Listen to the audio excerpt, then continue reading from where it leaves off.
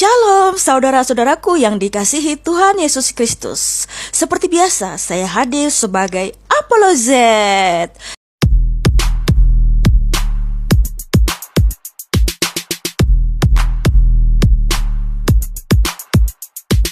Yaitu untuk memberikan tanggapan, respon, dan pembelaan terhadap iman Kristen, di mana para polemikus berusaha menafsirkan ayat-ayat dalam Alkitab dengan seenaknya saja sehingga menyimpang dari ajaran fundamental iman Kristen.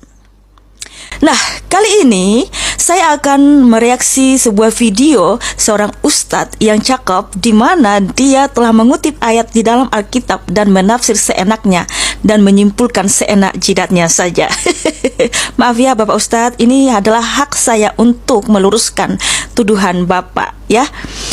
Oke, jadi di judul videonya ini, Murtadin mengaku muslimah namun tidak bisa pakai kerudung. Rajin sholat murtad, pas pakai kerudung mensol.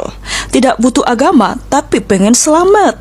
Ya, memang kita tidak butuh agama, tetapi keselamatan kekal yang diberikan Tuhan Yesus Kristus.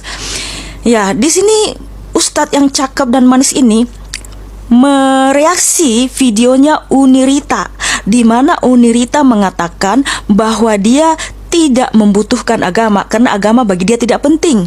Ya, betul sekali, saya setuju dengan Unirita.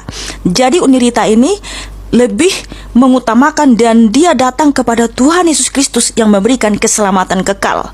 Itulah yang didambakan sama Unirita sehingga dia keluar dari agama lamanya. Nah, itulah yang ditanggapi atau dikomentari Ustadz yang cakep ini. Nah, betul sekali, saya setuju. Kristen itu bukanlah agama, tetapi hubungan kita dengan Tuhan Yesus Kristus, relationship, bahwa dimanapun kita berada, kapanpun, dimanapun, dan setiap saat kita harus membangun hubungan yang intim dengan Tuhan Yesus Kristus dengan cara memuliakan, meninggikan, dan memasyurkan nama Tuhan Yesus Kristus, dan perbuatan dan perilaku kita sesuai dengan kehendak Tuhan Yesus Kristus, yaitu melakukan kebaikan, kasih, dan sempurna seperti Bapa di surga sempurna, karena itulah ajaran Tuhan Yesus Kristus. Nah, kenapa agama tidak penting? Kita harus tahu dulu etimologi dari agama ya. Karena secara etimologi, kata agama bukan berasal dari bahasa Arab, melainkan diambil dari istilah bahasa Sanskerta yang menunjuk pada sistem kepercayaan dalam Hinduisme dan Buddhisme di India. Agama terdiri dari dua kata. A berarti tidak, gama berarti kacau. Dengan demikian, agama adalah jenis peraturan yang menghindarkan manusia dari kekacauan, serta mengantarkan manusia menuju keteraturan dan ketertiban. Jadi agama tidak pernah mengantarkan manusia kepada kerajaan surga atau memberikan keselamatan kekal. Karena agama itu hanyalah mengatur ritual-ritual supaya lebih teratur untuk menyembah sesembahannya. Sedangkan Kristen bukan agama, karena Kristen itu artinya pengikut Tuhan Yesus Kristus, dan kita harus bangga disebut Kristen karena ada nama Allah kita di situ, yaitu Kristus, seperti yang tertulis di 1 Petrus 4 ayat 16. Sedangkan Kristen juga bukan agama yang mengatur ritual-ritual yang monoton untuk menyembah Tuhan Yesus Kristus. Karena kekristenan itu harus membangun relasi atau hubungan yang intim dengan Tuhan Yesus Kristus. Bisa kita ekspresikan melalui pujian, melalui perbuatan, melalui nyanyian, doa, dan lain sebagainya, yang dimana yang dikehendaki Tuhan itu pada diri kita terjadi di dalam diri kita dengan melakukan perintah-perintah yang tertulis di dalam Alkitab. Karena dalam Alkitab itu sangat banyak pedoman dan petunjuk bagaimana kita harus hidup, bahwa kita harus meresponi kasih karunia keselamatan yang diberikan Tuhan Yesus Kristus kepada kita dengan menghasilkan buah-buah roh. Nah, buah-buah roh seperti apa? Yaitu tercatat di Galatia 5 ayat 22 ya, di mana kita harus penuh kesabaran, kelemah lembutan, kasih, kesetiaan, kelemah lembutan, dan masih banyak lagi hal-hal yang lain. Nah, untuk itulah aku setuju dengan Unirita bahwa kita tidak membutuhkan agama, tetapi kita membutuhkan keselamatan kekal dari Tuhan Yesus Kristus. Teman-teman, supaya perlu kita ketahui, kalau di bahasa asli Alkitab tidak akan pernah kita temui ada kata agama. Namun ketika Alkitab diterjemahkan ke dalam bahasa Indonesia sehingga ditulis kata agama, sesungguhnya di dalam bahasa aslinya tidak ada kata agama ya teman-teman. Karena para nabi dan para rasul itu tidak mempunyai agama, mereka menyembah Tuhan Yesus Kristus, di mana Tuhan Yesus adalah Yahweh itu sendiri. Nah, karena kata agama juga berasal dari bahasa Sanskerta dari India ya, bukan dari bangsa Israel. Dan orang Israel tidak mempunyai agama, mereka semua menyembah Yahweh Elohim, di mana Yahweh itu adalah Tuhan Yesus Kristus itu sendiri. Bahkan kalau Adam dan Hawa tidak jatuh ke dalam dosa, tidak perlu banyak agama di dunia ini. Semua umat di bumi ini menyembah Tuhan Yesus Kristus. Ingat, di mana Tuhan Yesus adalah Yahweh itu sendiri. Jadi karena dosa Adam dan Hawa lah sehingga banyak agama di dunia ini. Dan itulah tujuan Tuhan Yesus datang ke dunia, supaya meluruskan bahwa penyembahan kita hanya berpusat kepada Tuhan Yesus Kristus. Oke teman-teman, kita akan dengarkan dulu video dari Ustadz yang kita hormati ini, supaya kita bisa meluruskan penafsiran dari Ustadz ini ya. Yang kedua, katanya Yesus itu menyelamatkan semua bangsa-bangsa. Mohon maaf, dalam Bible sendiri tertulis Matius 15 ayat ke-23 sampai 24, tetapi Yesus sama sekali tidak menjawabnya. Lalu murid-muridnya datang dan meminta kepadanya, suruhlah ia pergi, ia mengikuti kita dengan berteriak-teriak. Nah, ayat 24 nih, jawab Yesus, aku diutus hanya kepada domba-domba yang hilang dari umat Israel. Bagaimana bisa menyelamatkan bangsa-bangsa, sedangkan Yesus sendiri dia mengatakan, aku hanya diutus kepada domba-domba Israel. Berarti Yesus hanya diutus kepada umat-umat Israel, bukan kepada seluruh bangsa. Berbeda dengan Nabi SAW dalam Al-Quran dikatakan. Oke. Jadi kan Ustadz yang cakep dan manis ini langsung menyimpulkan ya, bahwa Yesus hanya diutus kepada bangsa Israel, bukan ke semua bangsa ya. Itu sudah langsung menyimpulkan Ustadz, karena ayat Alkitab itu bukan hanya di Matius 15 ayat 24 ya. Kita harus baca semua ya, secara komprehensif Kejadian sampai Wahyu.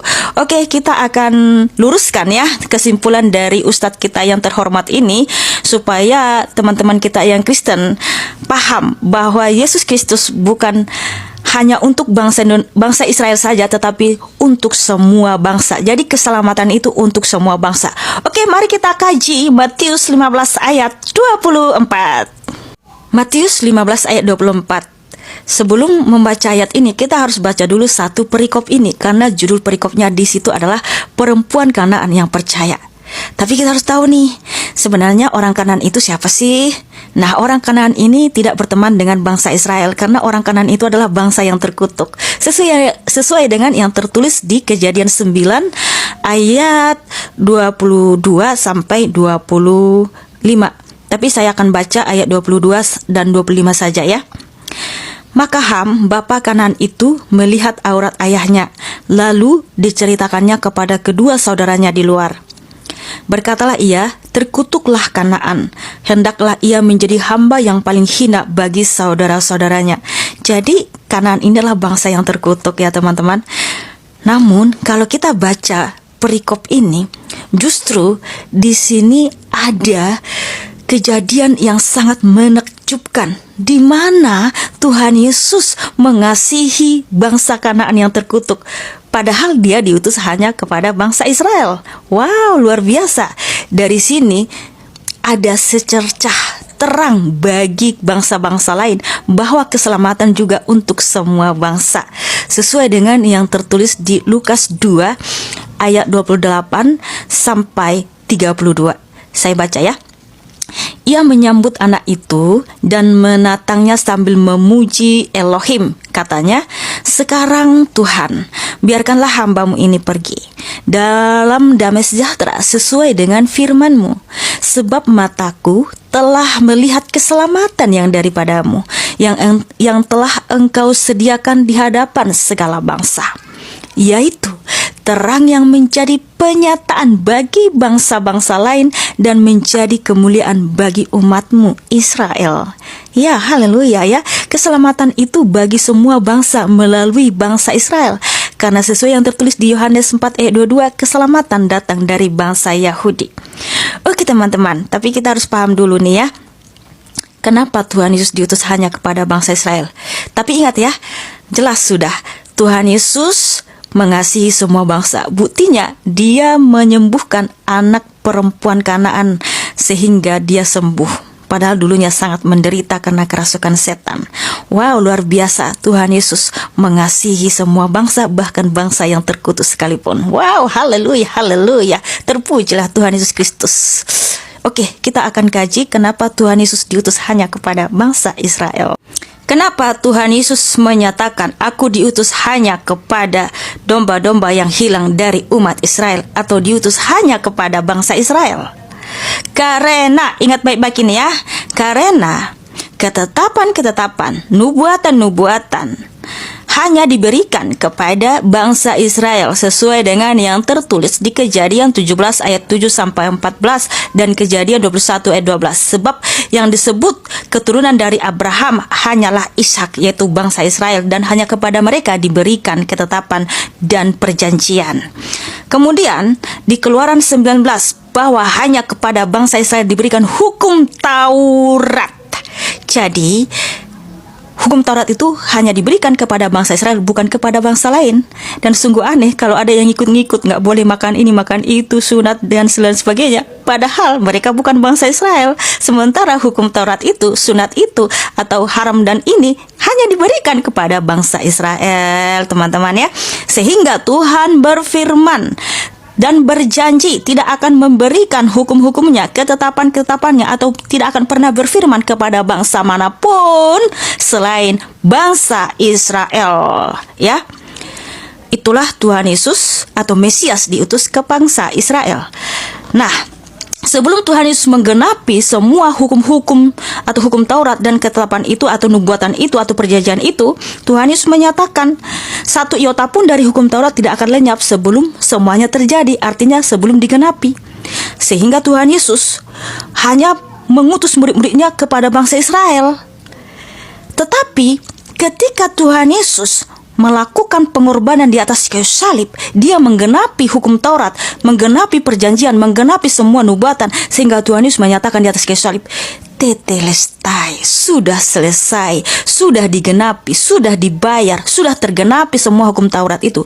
Ketika Tuhan Yesus mati dan bangkit pada yang ketiga, dan dia menampakkan diri kepada murid-muridnya 40 hari, dan dia berpesan, dan dia memberikan amanat agung kepada murid-muridnya. Apa itu? Pergi, beritakanlah Injil, jadikanlah semua bangsa muridku, dan baptislah mereka di dalam nama Bapa, Putra, dan Roh Kudus. Karena keselamatan sudah diberikan untuk semua bangsa, sebab keselamatan berasal dari bangsa Yahudi untuk semua bangsa, supaya melalui bangsa Israel kita mengenal Tuhan Allah yang benar, yaitu Yesus Kristus. Ya, jadi seperti itu, keselamatan itu untuk semua bangsa, bukan hanya lagi untuk bangsa Israel, karena Tuhan Yesus telah menggenapi hukum Taurat, perjanjian di atas kayu salib. Ya, Tuhan Yesus menyatakan sudah selesai, artinya tidak ada lagi non-Israel dan bangsa Israel, semua kita kewargaan Israel. Tidak ada lagi hamba atau budak atau orang merdeka, tidak ada lagi kafir dan non-kafir, tidak ada lagi goim dan non-goim, tetapi kita telah dipersatukan di dalam darah Kristus. Kita menjadi imamat yang rajani. Dahulu kita bukan termasuk kewargaan Israel, tetapi sekarang yang dimana kita jauh sudah dekat, kita menjadi bangsa Israel secara rohani karena dipersatukan melalui darah Kristus, sesuai yang tertulis di Efesus 2 ayat 11 sampai 22. Wow, haleluya. Jadi keselamatan untuk semua bangsa, bukan hanya bagi orang Israel. Kalau kamu percaya kepada Tuhan Yesus Kristus, kamu diberi kuasa menjadi anak-anak kerajaan surga atau anak-anak Allah. Dan kita sekarang menjadi keturunan Abraham secara rohani, karena Tuhan sudah menubuatkan bahwa Abraham ditetapkan menjadi bapa sejumlah besar bangsa. Bangsa di situ dalam bahasa aslinya adalah goim. Jadi kita bukan lagi bangsa kafir, tetapi kita menjadi bangsa yang dipilih Tuhan menjadi anak-anak kerajaan surga. Haleluya, haleluya. Terima kasih Tuhan Yesus Kristus. Tanya beliau membacakan Yohanes ya daripada Bible-nya, tidak ada yang datang kepada surga selain daripada aku. Padahal orang ini menghilangkan kata ya, menghilangkan ayat. Sebetulnya bukan kepada surga, kan tetapi kepada Bapa. Kita bisa baca kata Yesus kepadanya, akulah jalan dan kebenaran dan hidup, tidak ada seorang pun yang datang kepada. Nah tadi sebuah ini mengatakan kepada surga, padahal yang betul adalah kepada Bapa, kalau tidak melalui aku. Artinya para nabinya Allah Subhanahu wa taala itu semua tugasnya untuk mengenal Allah, untuk agar kita tauhid kepada Allah. Wow, luar biasa ya. Di mana Ustadz yang terhormat ini mengatakan bahwa Unirita telah menghilangkan kata Bapak, bahwa Unirita bilang itu surga ya, padahal sesungguhnya di situ Bapak. Nah begini loh Ustadz yang terhormat, itu Unirita sudah benar. Karena apa? Hanya melalui Yesuslah kita untuk masuk dalam kerajaan surga. Kalau kita lihat Yohanes 14 ayat 6, di situ Tuhan Yesus menyatakan dengan jelas ya, kata Yesus kepadanya, akulah jalan, dalam bahasa Inggrisnya I am the way, sang jalan, satu-satunya jalan, tidak ada yang lain ya, dan kebenaran dan hidup. Tidak ada seorang pun yang datang kepada Bapa kalau tidak melalui aku. Nah, kalaupun diganti dengan atau dibilang dengan seperti ini, tidak ada seorang pun yang datang kepada surga atau ke dalam kerajaan surga kalau tidak melalui aku. Itu betul juga. Karena kalau kita lihat ya, konteks dari ayat ini, ayat pertama sampai kelima, Tuhan Yesus sedang membicarakan apa? Yaitu kerajaan surga. Jadi maksudnya di sini adalah tidak ada seorang pun yang bisa masuk kerajaan surga kalau tidak melalui Tuhan Yesus. Nah, kalau di terjemahan Alkitab yang lain, itu diterjemahkan tidak ada seorang pun yang datang kepada kerajaan surga atau masuk kerajaan surga kalau tidak melalui Yesus. Karena memang di situ sedang membicarakan tentang kerajaan surga ya, bukan yang lain.